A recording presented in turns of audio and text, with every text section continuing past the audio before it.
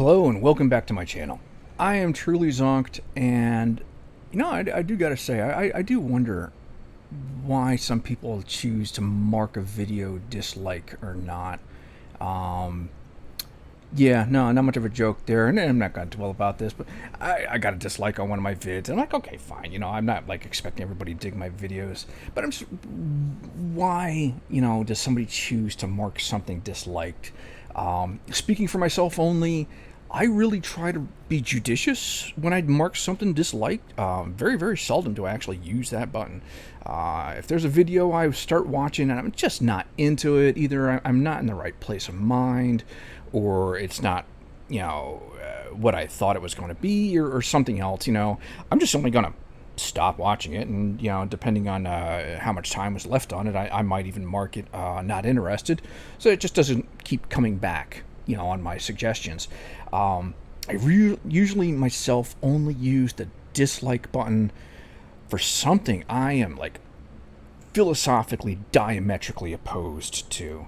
Not going to drag it out, but there was one video. I'm a tinnitus sufferer, among other things, and I saw a video suggested to me once, and knowing that there is no cure for tinnitus, or at least in at the present time,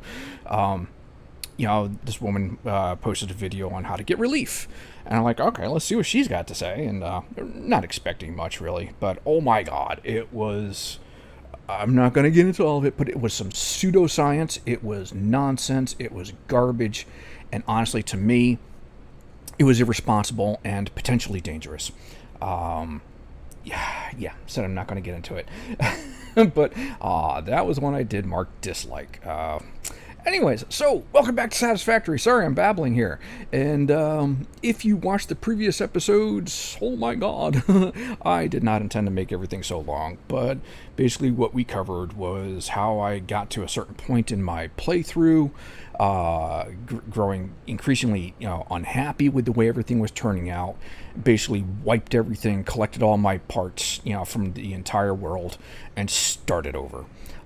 We went through the construction of the whole new world, and then we went ahead and I showed you how I decide how to build things, including getting into Excel somewhat, and using the Blueprints Designer Plus mod and the extra space that gives us there. So we are nearly to present with my construction. And there is something I do want to do here first. Let's see. So during one of the earlier videos, I believe it was episode 2 of this series, I did notice something. Let me get down over here.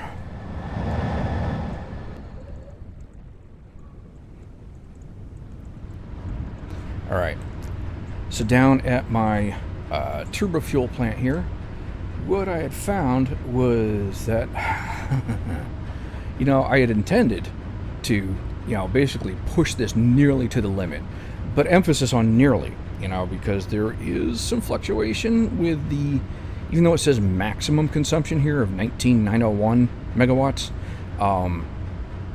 that's not an exactly accurate number because the particle accelerators do poke it higher than even that. This is actually taking in an average of what the particle accelerators are using, but when they peak, they will actually push the maximum consumption over what this number displays. Anyways, I have this cut very close, and honestly, because of the way that I have staged things here and emphasis on not completely overstressing it, I don't want this grid to fail. So I do want to lighten its load just a little bit, and so what we're going to do quickly over here before we get into the actual intent of this episode, my trickle factory. And if you didn't watch the entire vids, my trickle factory is very low power, low production rate. It's actually, it is efficient for what it does, but it just does things in a very low-end manner, and I shovel a very slow amount of parts to my main storage that way. And I actually have this presently on the red grid, which is my turbo fuel grid, and I think I do want to move him. Let's see if I triple check this. Yeah, he's on the 20,000. That's the red grid. The green, dark green grid, the small nuclear plant, provides 25,000, but this one's on red. And I actually do want to switch him over to the small nuclear. So let's see. Firstly, let me make sure I've got space for that. I don't think this is an issue, but we're going to triple check just for absolute safety. Right. Over here is where I enable. And where are we at on this grid? We're using 22,491 out of 25,000. We have room. All right, so let me get back over here. And yes, I know everything is floating. One day, when I'm happy with how everything is built, we will make it all look cool. I have ideas, things I'd like to do. Maybe I'm still looking for ideas, inspirations. We'll get to that in due time. This is just how it is for the time being, for the sake of keeping things orderly. So, let's see, where am I bringing in my primary power? Where did I join this guy in? Fudge monkeys, where is it? Was this it? Yes, okay. So I was bringing in my red power from over here, but we want to adapt him to the dark green. Now, what I have done here, I made a rail. It's cheap and dirty. It does the job, though. And basically, all this is this is just a series of runners for the individual grids. Red is the turbo fuel. Dark green is the small nuclear power plant, and the bright green is the large nuclear, new Nuketown. And so we want to cut this guy over from the red to the dark green, turbo fuel to small nuclear. And what I'm gonna do, let's see. So now he is not, nothing depends on this, so we can just temporarily yank that connection. He is now shut down. That is fine for the moment. Nothing depends on him. Let us now, let's get down to my rail. And where do I want to snap it in? So if I figure, let's do something like this. Let me slap a... This is just my own weird little way of doing things. Mostly it's a series of visual reminders for myself here of what things are. And let's see. Let's get my colors. Yay. Lots of swatches. Swatch-a-lots. Okay. Let's put on a couple of power nodes here.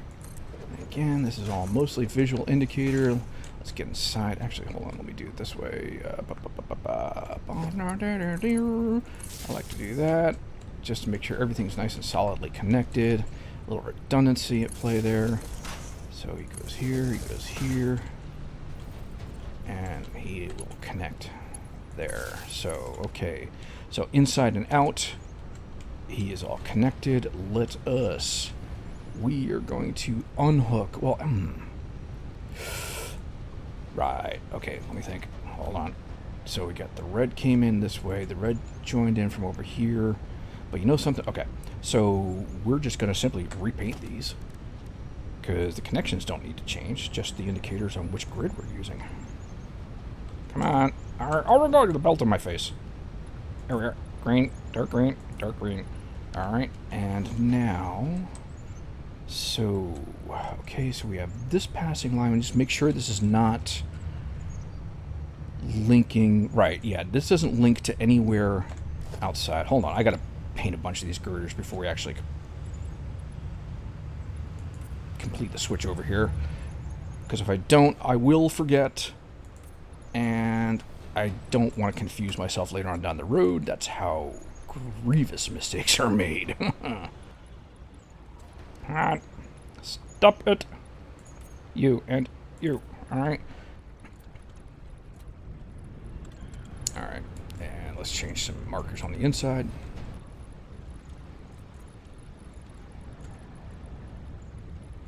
Actually, What am I doing here? Oh my god. So, wait a second. So I got primary power. I got external. We're switching you to green. You go this way. See, this is why I normally like to leave myself, again, the visual indicators, so I don't have to trace everything all the time. And, wait, where did you go? So you went this way. You do a little jig over here. Where are those markers? These should not be dark green. These should be pale green for a primary internal circuit. Right, there we go. And because what I should be able to see right now is we're not connected, right? Correct. Okay. Alright, that's that. Let's... Now... So we got this line that passes over here. We're just going to take this guy out, and we're just going to patch him into the middle, and continue that way. And that should be ready, I believe. Right, so this main outer green, where are you going now? You go... Which way? Did I not... I didn't even connect you to anything. Where are you guys coming from then? Hold on, wait, what am I doing with this? I might have just simply connected things just to have the power available, but not necessarily use it for anything. Which does appear to be what I've done. That's fine.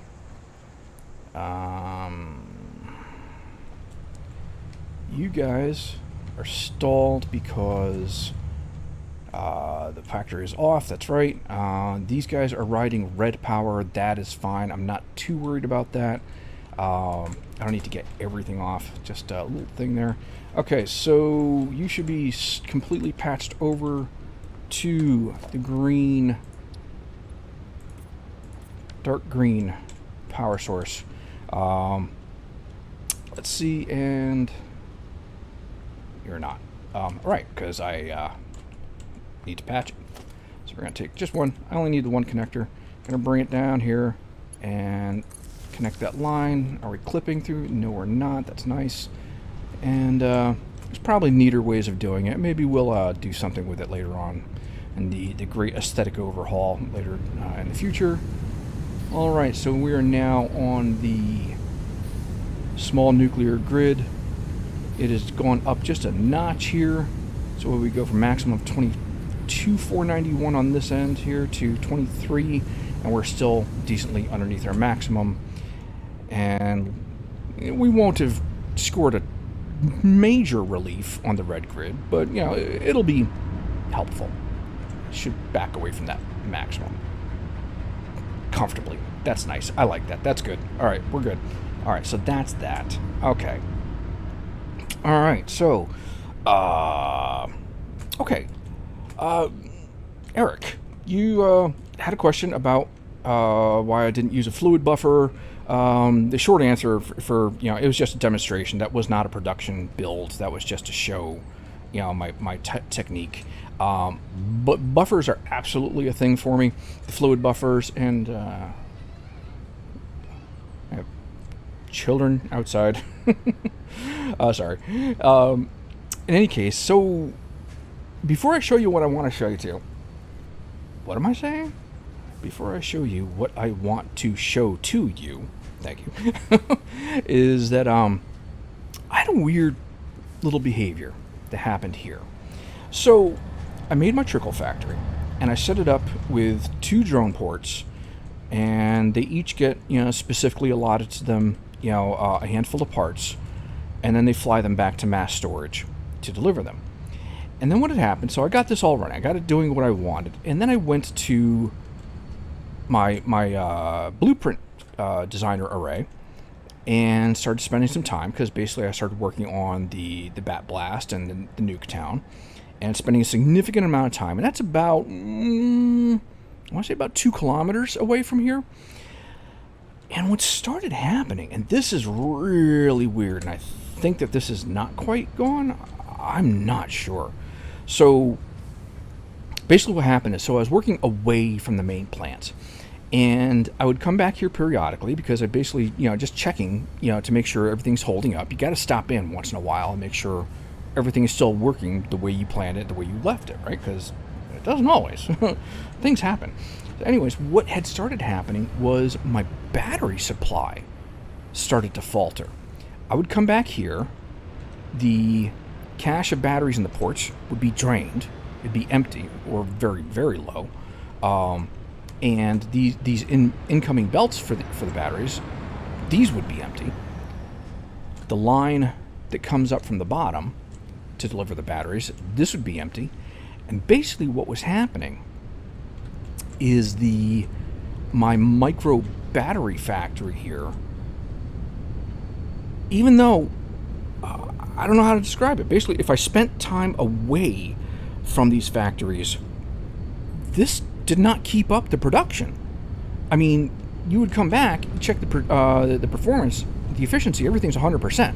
Never falters, keeps producing.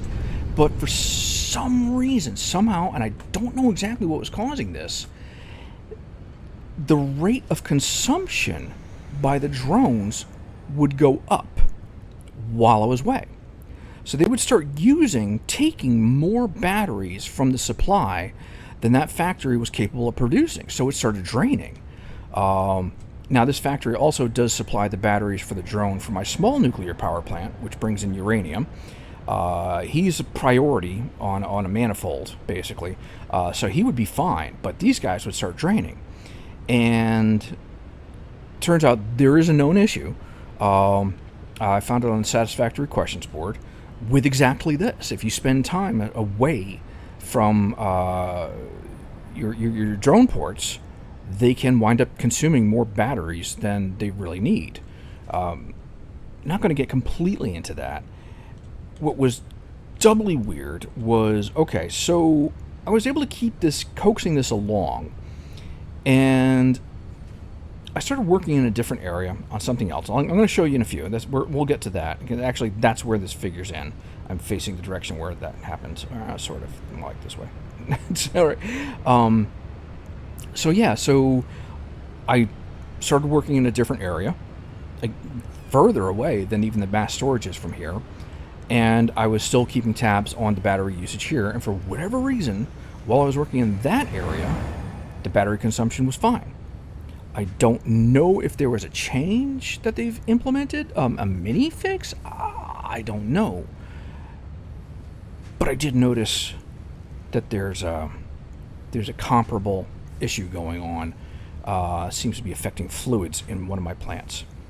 So I wanted to set that up a little bit. We're going to put a pin in that for the moment. And I want to continue on with what I decided to do with the plant as larger whole. All right. So that's just a little setup. We're going to get back to that point. Okay. So I built up my my new nuke town and everything that was dependent on it. Or it was dependent on. And actually, funny to think about it. That we could definitely think. In fact, I may officially name that turbo fuel factory Atlas, because it does. It carries the world on its shoulders. That turbo fuel factory powers everything here. Up to the nuclear plant. The nuclear plant, powers the new nuke town. But yeah, everything winds up riding on that turbo fuel factory down at the base of it. So, anyways, right. So I built up new Nuketown, and we have an amazing surplus of power, just dying to be used. And that was the intent, so I could just use that for everything else I want to build in the world. Okay, so that left me with, all right, well, what do I want? It's stammering. Sorry.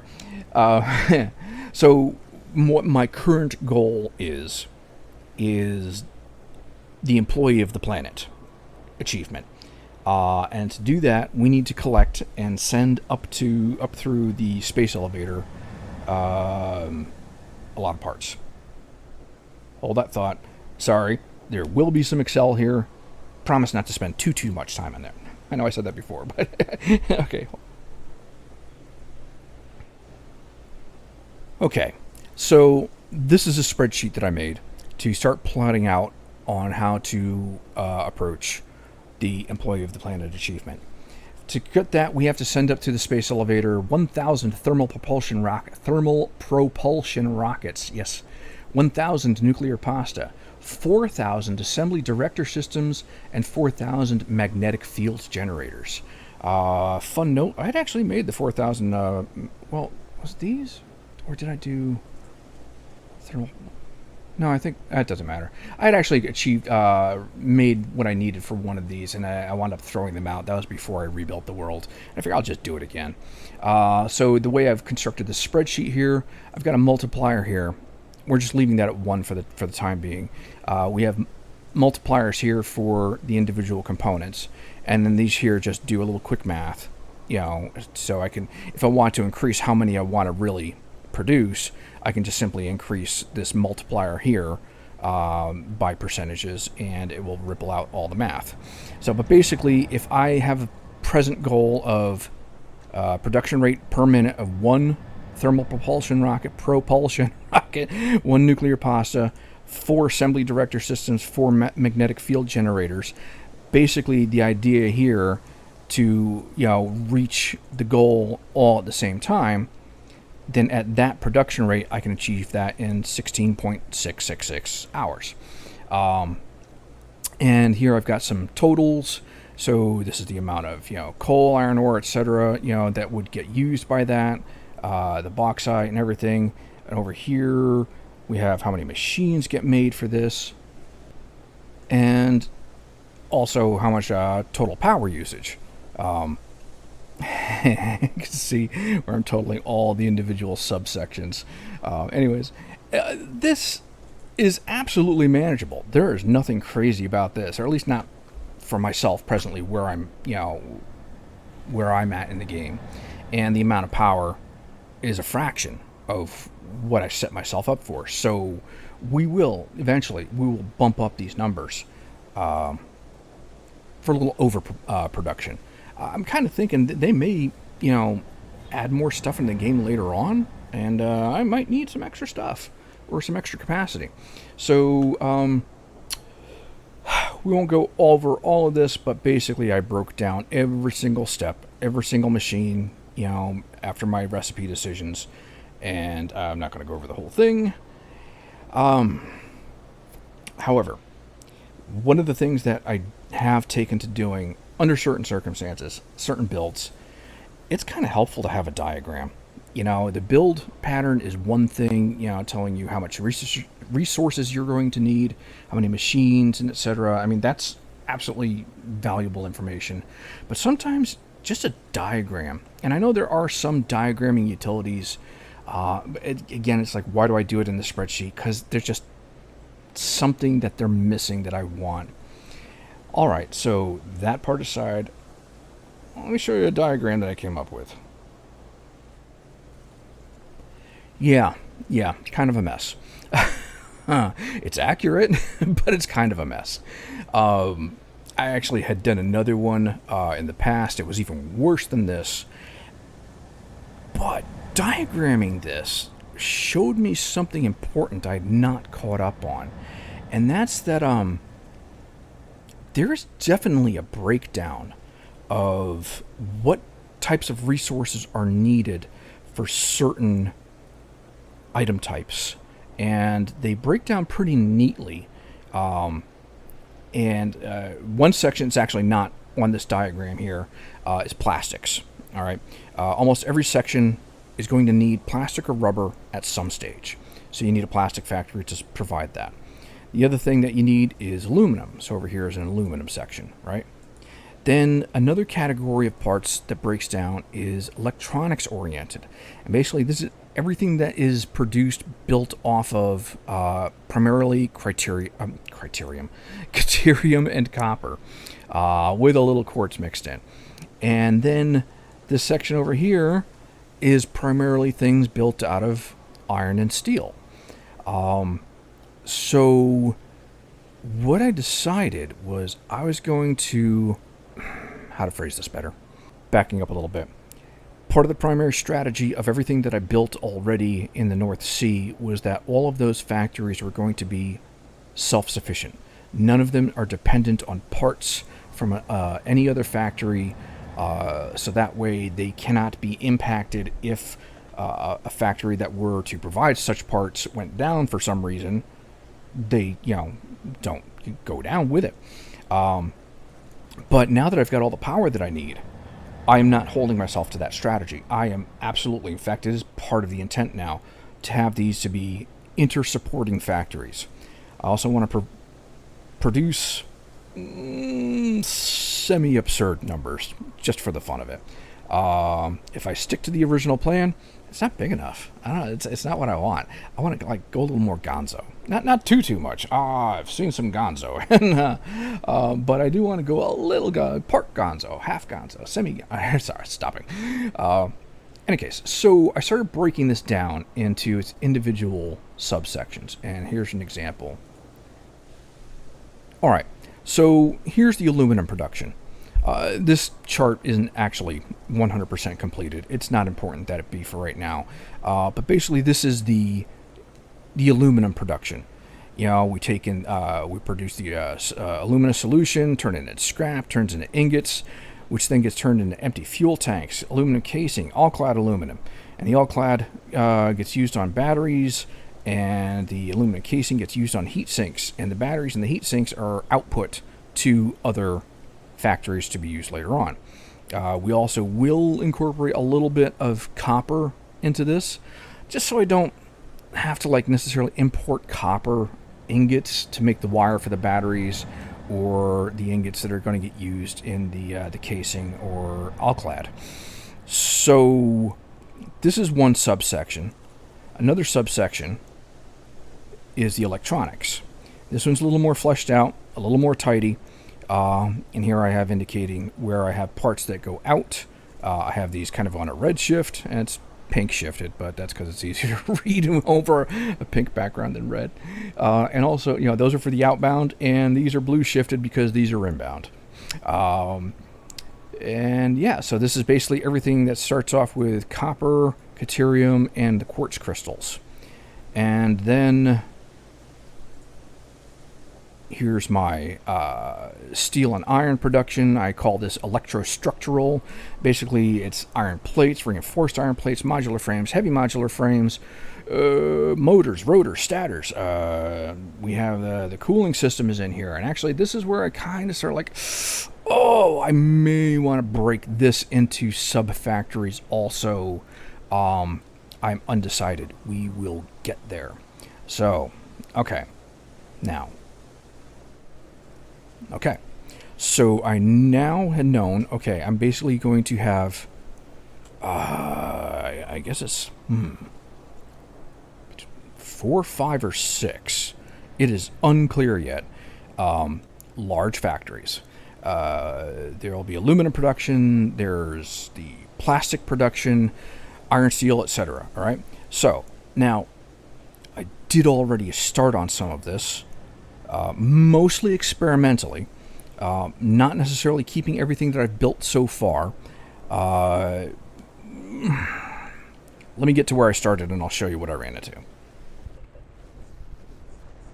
All right, folks, and also, just for the sake of mentioning, I will eventually be building up some more conventional transportation systems.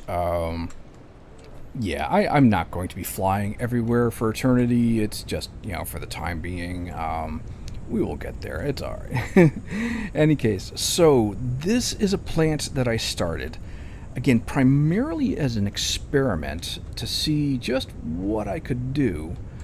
And as I mentioned in previous videos, part of my approach to building is that I circulate everything. Where am I starting from here? All right. Around the idea of how much can I pack a belt, a 780 belt, the fastest belt that I can produce, our highest speed bottleneck, 780 per minute. And I'm either trying to produce a full belt's worth of something, or I'm trying to see if I have a supply of a full belt's worth of something, how much can I make out of that? And that was the core of New Nuketown, a 780 belt of uranium. How much can you make out of that, leveraging recipes? So here, basically, what I'm doing is I've got a single Is this pure? It's a pure node, sending out 780 iron ore per minute.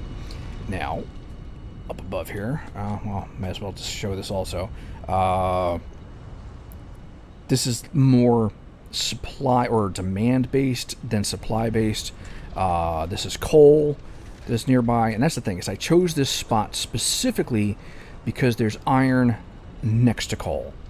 So I'm probably going to be keeping this one. I'm just not sure it's going to stay in the shape that it is presently.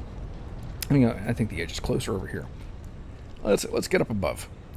And so I said, okay, if I have a line of 780 per minute, and let's get our handy dandy. Nope. Yes, our efficiency checker. Our injected input, 780. Our maximum is 780. Our required output is 780. Side note, it is important to remember the efficiency checker is only checking the math of what you have plugged in. It does not actually tell you what is actually being used or not. If you have some kind of problem going on that is causing stalls or inefficiencies in your production, this will not show it. That's where actual part counters come in. That's for another time, though. So anyways, so I've got my 780 going in, and I have basically enough. These are raw iron and refineries, and these basically take a total of 780, parts per minute of iron ore, and distribute them to make iron ingots. Then the iron ingots, and how much did I wind up producing again? Let me see. Hold on. Bear with me a second. I think I done goofed. Wait. No, never mind. Yes, I goofed. It was not when I thought I goofed. I goofed just now. It's not important. Never mind. Anyways, so yes, we have 724.2, blah, blah, blah, which, what's that coming out to? 1448, 1449-ish parts per minute iron ingots. So I'm like, all right, if I have that many iron ingots coming in, how many coal do I need? And using the standard recipe, I'm taking that iron ingots and producing that into steel. And I am not going to try and do the math right now. Basically, it's a lot. And I just said, all right, for the time being, I'm just going to throw it all in sinks. I just wanted to make sure, I wanted to test that it ran. It does. It's fine. Everything's 100% efficient. Let's check ourselves. Pick somebody at random. You. 100% efficiency. Continuing spot checks. You. 100%. How about you? 100%. Exactly where I want everybody. Good, right? All right. So, and then the idea would be like, okay, I'm going to take these steel ingots. We're going to turn that into iron rods and iron plates and everything else that goes along, and that, build our electrostructural parts off of that. I stopped here because, and I knew it was coming. It's not like I wasn't aware. I just kind of like, all right, well, this is as far as I got before I'm like, all right, next part that was coming up was the iron plates, and the recipe I chose calls for plastic. And I'm like, all right, well, I don't want to make plastic here. Going to have a separate factory for plastic and rubber. So I'm like, all right, I stuck a pin in this, and now we'll go back to our other pin about the fluids and about disappearing product. Now,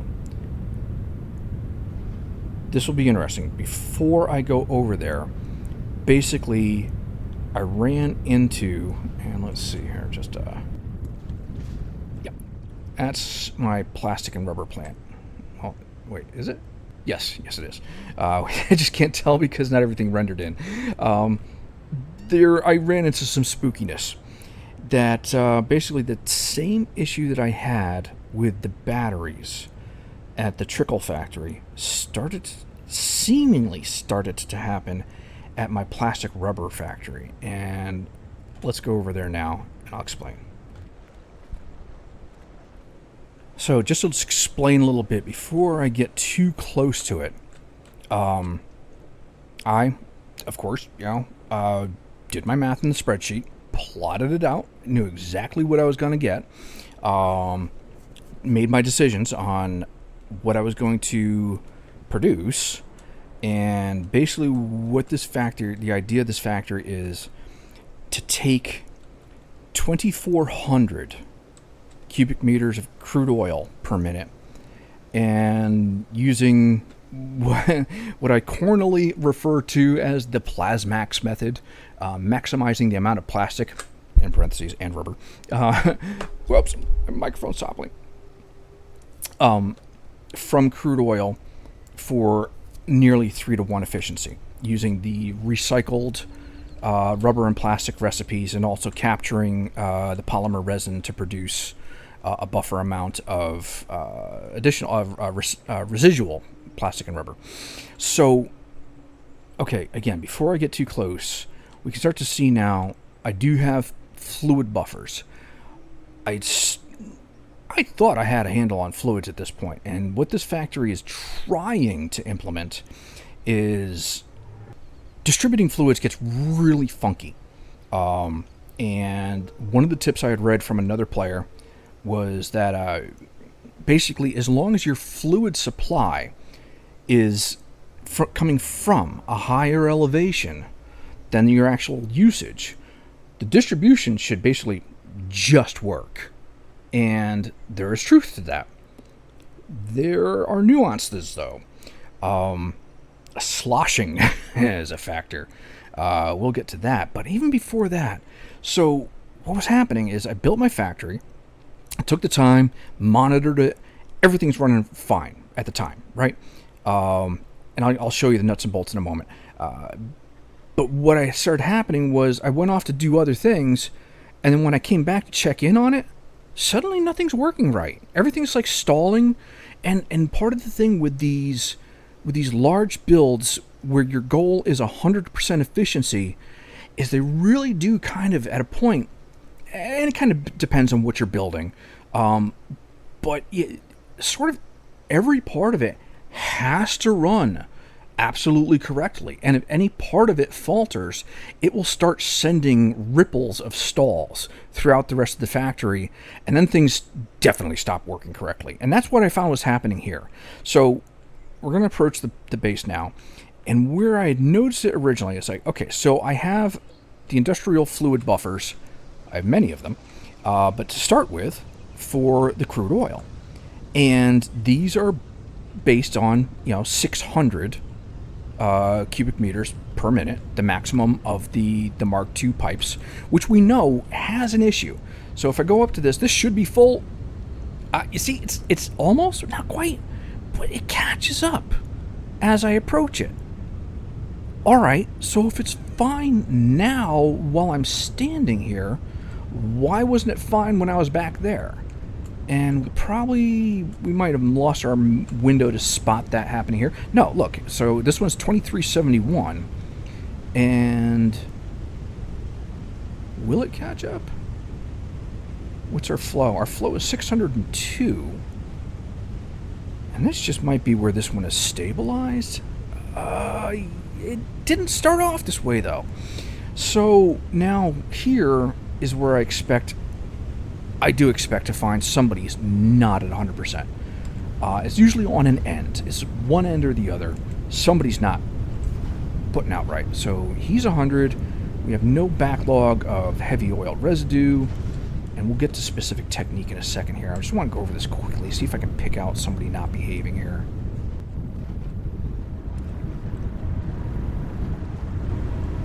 Here. So, alright. This guy, he's getting shorted. He's not getting all the oil he's supposed to. Now,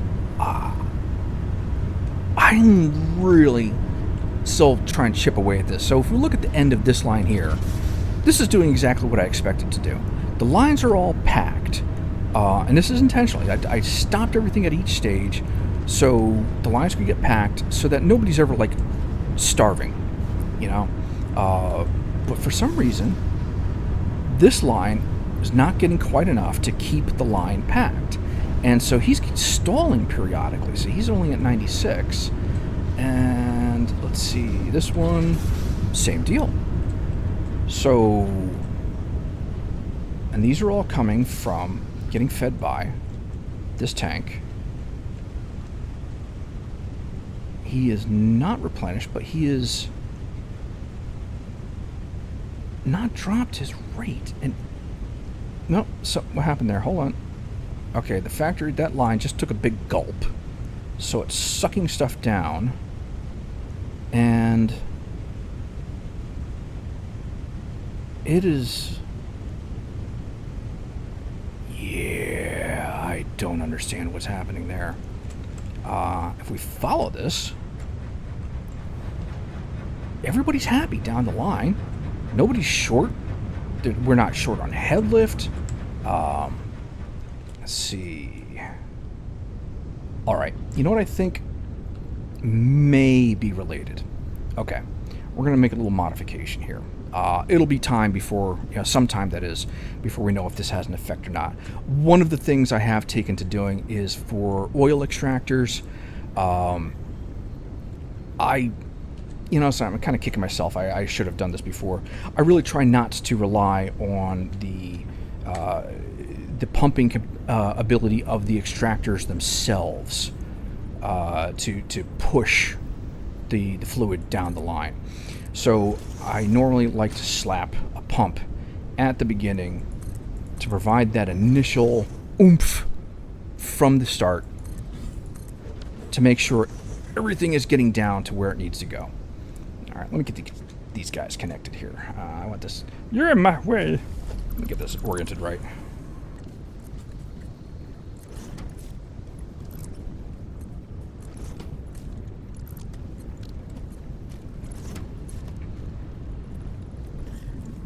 Now, the way I understand it, I believe the pumps are supposed to be capable of 15 meters of head lift, which that should not have been an issue to where these first, were then first a moment ago, pumps. But yeah, I've kind of gotten to where, like, I don't trust that at all anymore. I want pumps to begin with right at the front. I don't know if this is going to be the solution to this or not. No, and he's dropping further behind. Why? I know I've got the parts coming in. Efficiency checker.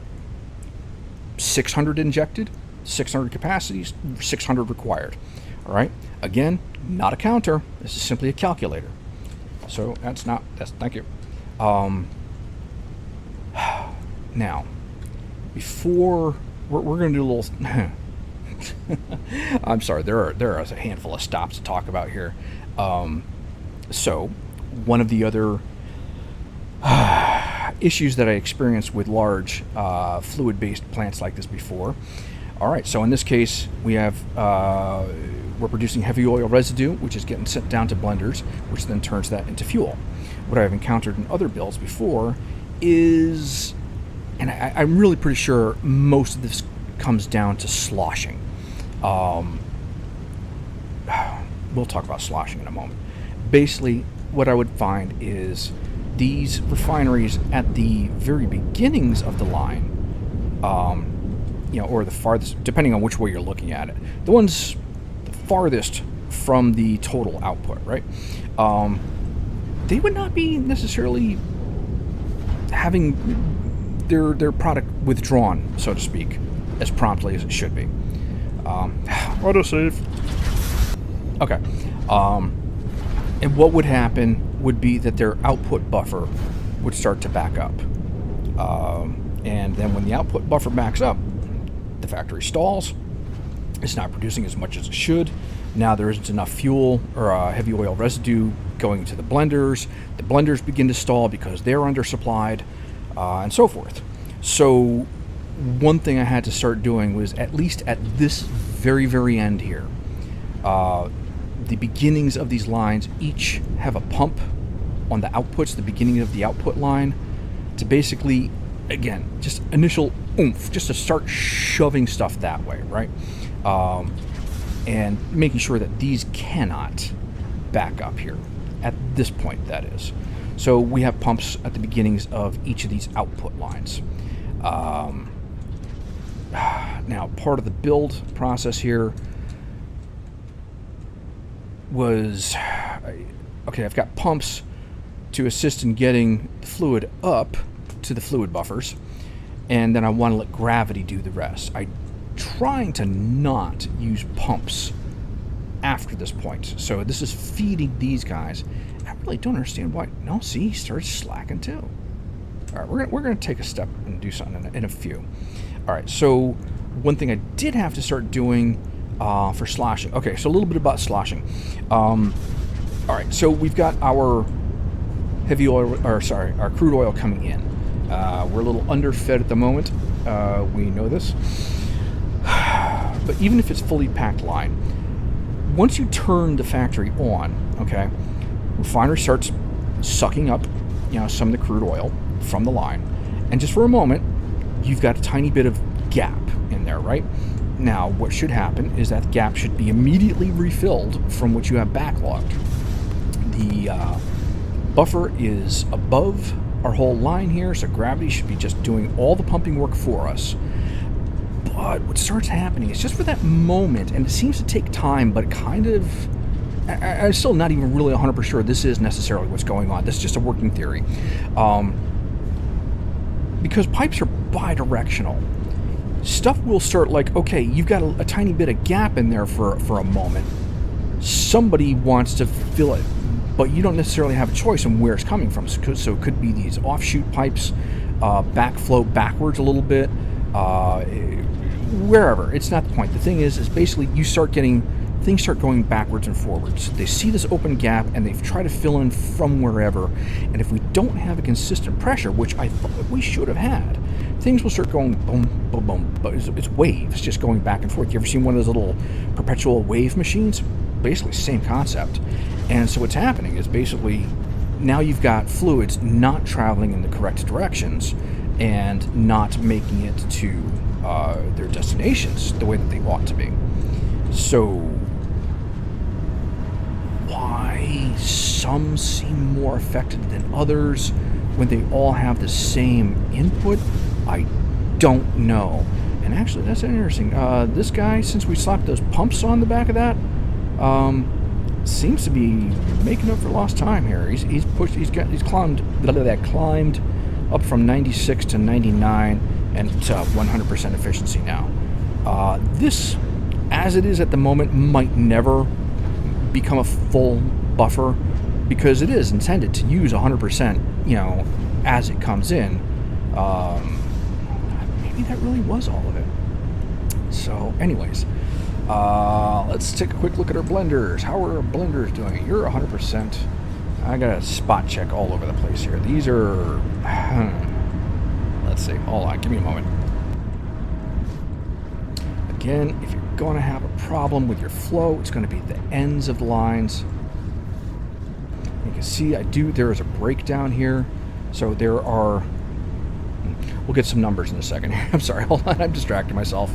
No, I'm not ADHD at all, no. Squirrel!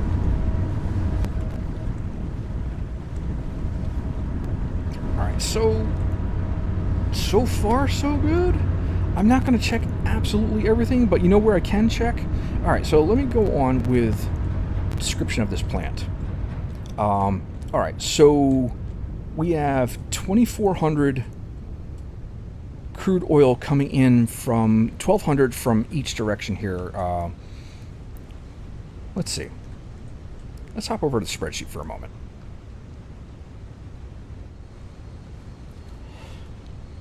Okay, just for terminology's sake, again, yes, my nicknames for these things are corny. They are what they are. So I have Plasmax recipes because they maximize the amount of plastic you get from oil. I have a Bat Blast whose intent is to blast as many batteries as at you as it can. So this factory I have nicknamed Plasblast, aka Plasmax the Insane. which is probably not the most insane factory out there, but it was kind of nuts for me. And so we have an input amount of 2,400 crude oil, and actual plastic produced net is 3,520. Excuse me, net plastic and rubber being produced. This does capture all the polymer resin, converts that into even amounts of plastic and rubber to throw it on the top. So without getting into all of that, what do we have here? So I wound up having, there are 80 refineries taking crude oil, turning it into heavy oil residue. We have 64 blenders turning that into fuel. We have 120 for one layer of refineries for help to power the recycled plastic side of things. 120 for the recycled rubber, which then, how did I do this again? Oh no, that's right. Right? Am I doing this right? No, I know I'm doing this right. I'm just, oh, right, that's right. And then we have 16 refineries each to create the residual plastic and rubber. So, all right. So we have 40 on each side, the refineries creating the heavy oil residue. All right, there's the other 40 over here. And we have 64 blenders. There are 8 rows of 8 situated in between. Now what these do is everything is pumping up. Not that it looks like it. So here's our production line. And let's see. If we see underneath, we got some clever joining down here. Let's see. Maybe it's not so obvious. It's not important to go over all of it right now, Zonk. All right. But basically what happens, so we gather up our heavy oil residue and we pump it up into a buffer. And he's full, which is exactly how it should be. And then he gravity feeds down to a certain allotment of blenders. This is very carefully split. So we're also doing basically the same thing for water from underneath.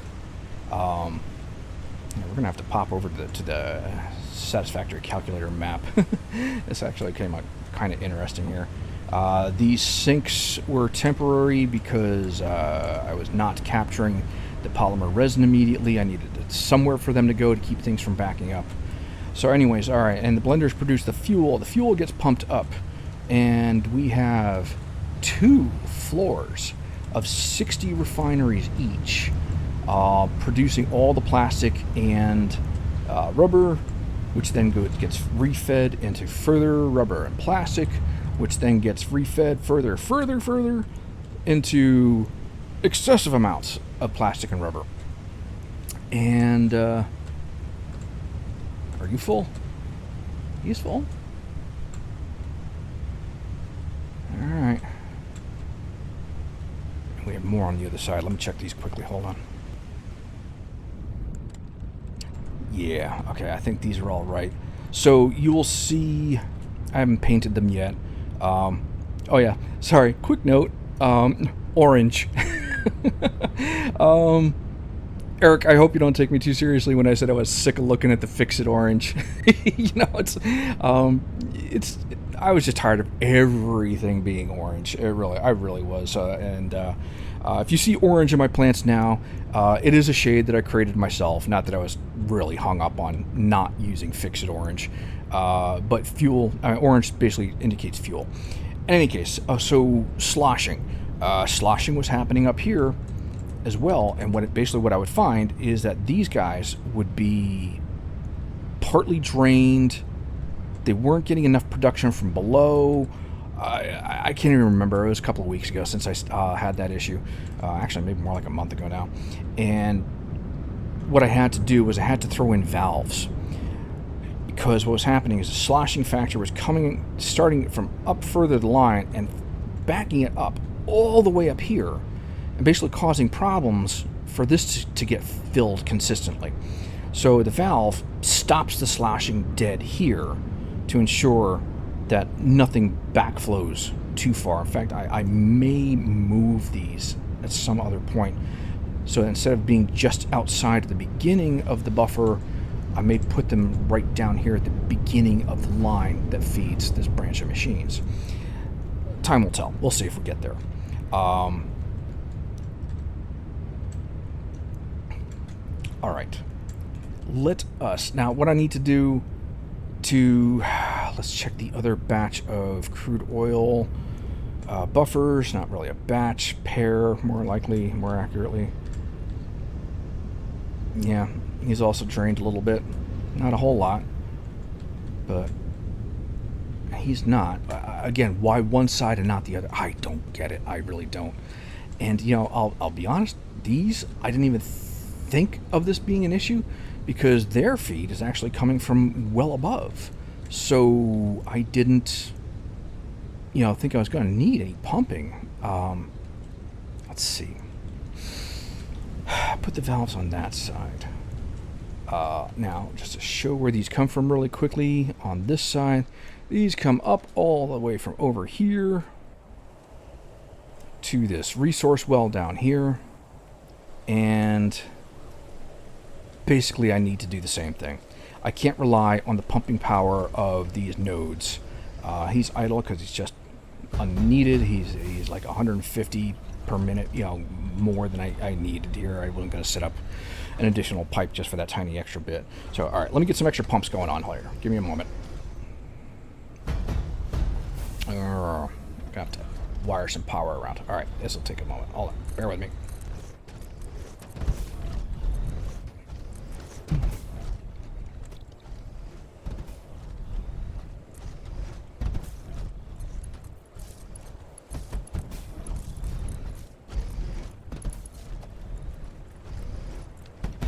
Alright, is that everybody? I believe so.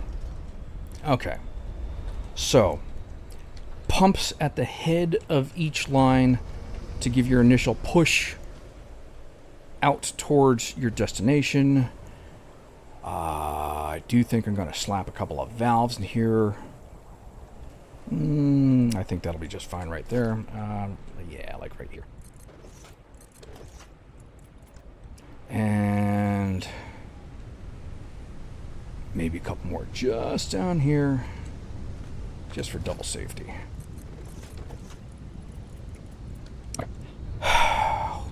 We'll see how that helps.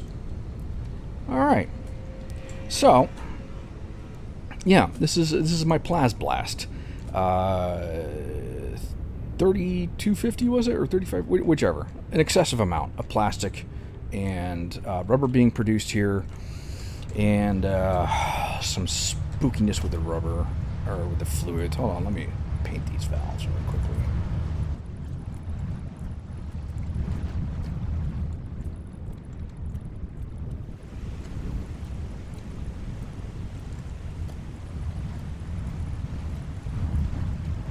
All right, so we will keep tabs on this.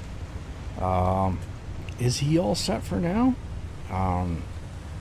Is it even a he? I don't know. Time will tell. All right, so now that bit aside, and I knew this going in. All right, let's go to the map really quickly. Hold on. Okay, so here's my Plasblast factory, and let's see, it's hard to tell, but you can see there's some vertical lines coming up through the middle, and these are these piers or wharfs, quays, whatever you want to call them, for the water pumps that are below. And again, I really try to avoid pumping water farther than I need to.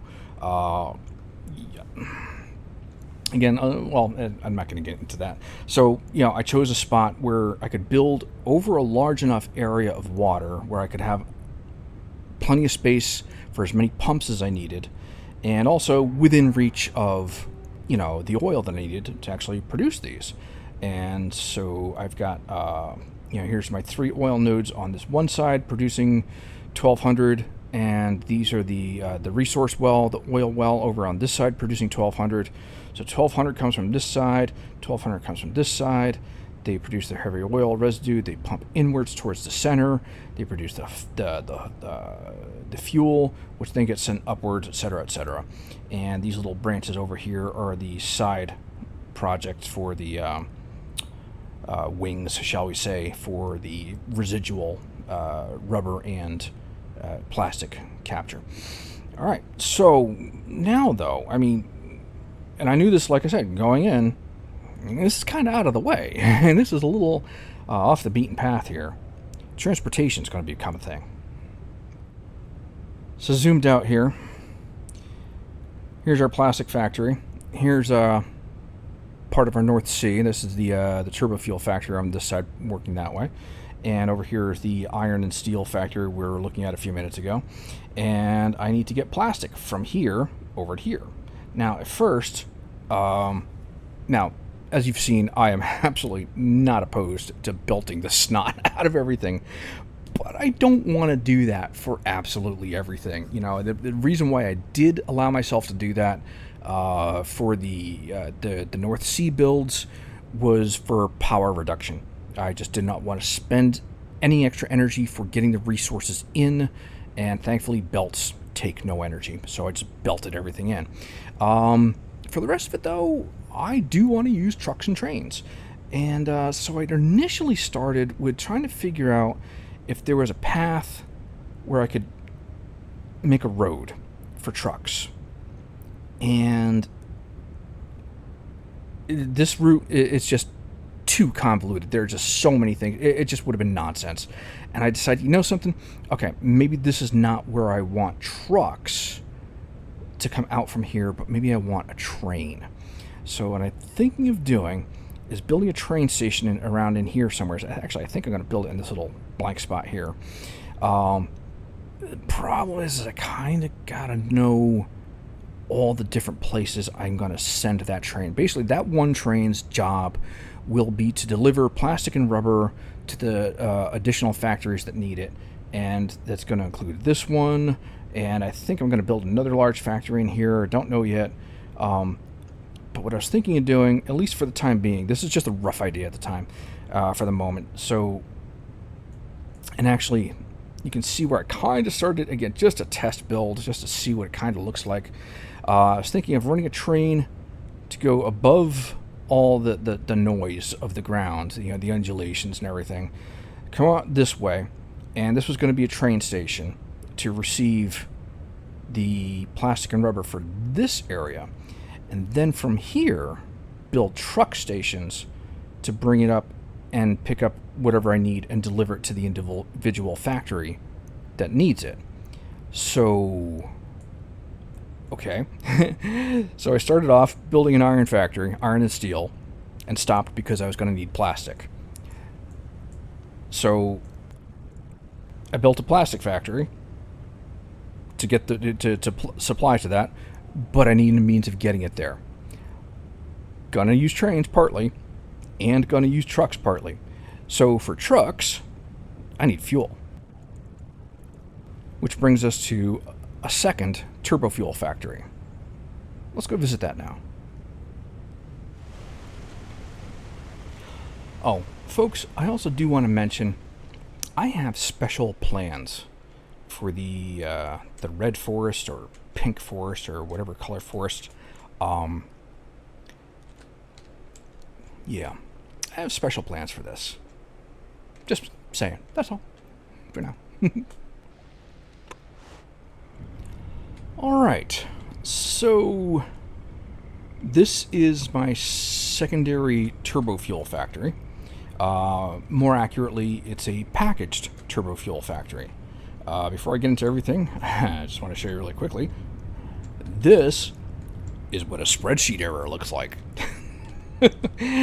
More accurately, the aftermath of a spreadsheet. This is the correction of a spreadsheet error. I had forgotten to link some of my recipes, and I left out. I just left one unhooked from the heavy oil residue, and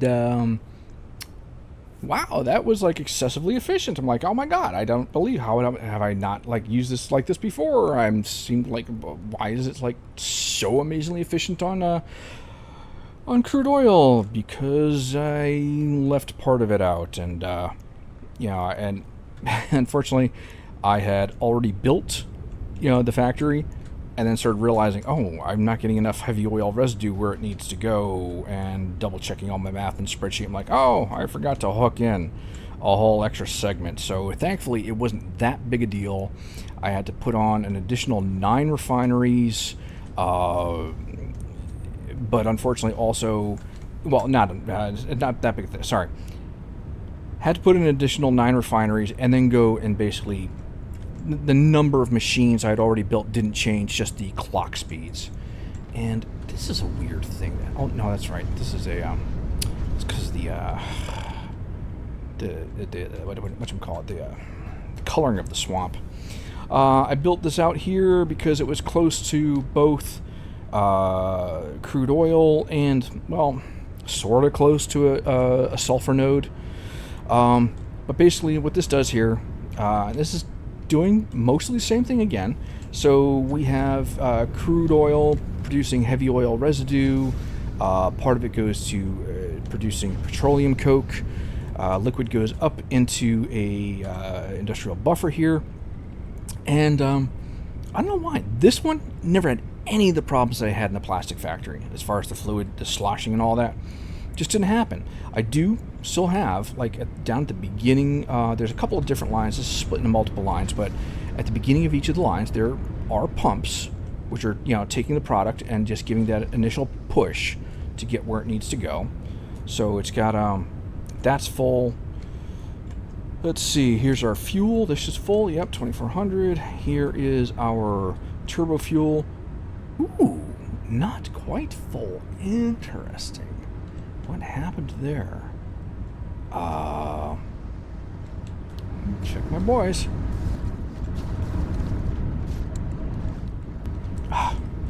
Whatever happened seems to have passed. It may have also been, symptomatic of the initial issues I was having, and I just never took the time to, get this one repacked. But as long as basically it's stable, I'm not that worried about it. We will see. So, all right. So here's our packagers. We've got a block of machines creating just the the empty canisters. They get sent down here. Here is our packaged turbo fuel. Anything unused at the moment is just going straight into the sink. But otherwise, it goes to this container here to act as a buffer, which then goes to a drone. Well, he's not here. The drone is actually out at the plastic factory. And basically what his job will be is he delivers packaged turbo fuel to this, and eventually there will be additional drones to deliver to other plants. So those other plants that will need to pick things up by truck. And actually, I'm just catching myself. Yeah, I set up a receiving port for the plastic factory. So I'm delivering packaged fuel to the plastic factory, but I had changed my mind. I'm not going to need it there. We'll figure it out. It's all right. Anyways, and also, we have also being distributed by drone. We have a drone coming in from the Bat Blast. So he is using a small share of the batteries from there to keep the delivery drone. So this is my delivery infrastructure. My original build, I was actually distributing fuel by truck, which was fine, but it was annoying. It was really bad. And actually, considering you really don't use that much, flying them by drone, I think it's just fine. So yeah, that's this here. And yep. Packaged turbo fuel. So he is set to send turbo fuel for truck delivery wherever that needs to go. And yeah, and that's pretty much current. So that's where I'm at. And so the next stages, I want to build an aluminum factory. And then need to start. I really don't know how I'm going about this yet. I really don't. Still very much a work in progress. But yeah, I'm going to build an aluminum factory. The aluminum factory will require rubber because it'll be producing heat sinks. So we'll have to make a stop from the train, from the plastic factory, and then pick up the delivery from the train to deliver the rubber to the actual aluminum factory, wherever I decide to build that. And so on and so forth. And then at some point, we will get the electronics factory, and then we will get the hyper advanced parts. Yeah, there's still a way to go. I have not made decisions on everything that's going to happen yet. Yeah. So, folks, I think I'm going to call this here for now.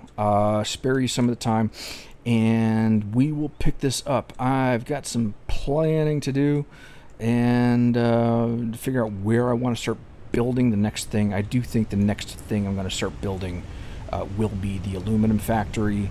We will figure that out then. We'll probably make some blueprints and then get started with some assembly on that. We'll see how far we get. I don't want to make these episodes too long from this point. In any case, I want to thank you for joining me. I hope you enjoyed the episode. I hope you found it useful. You guys know how to, the like and subscribe thing is supposed to work. I'm not going to ask anymore. You guys know what you're supposed to do. I will throw one little tidbit out there, though. I run an ad blocker on my browser, but for YouTube, I whitelist YouTube, and that is because some of the content creators that I watch, that is their income. I like their videos. I want to see them make more videos. They got to get their money. So do consider, if you run an ad blocker, whitelist YouTube so that the content creators, and this doesn't apply to me, I'm not big enough, I can't monetize, but for the others who do, if you really, enjoy their content, you want to see them make more, run their ads. That's how they keep going. Just for your consideration. In any case, thank you again for joining me. Until next time, stay healthy and take care out there.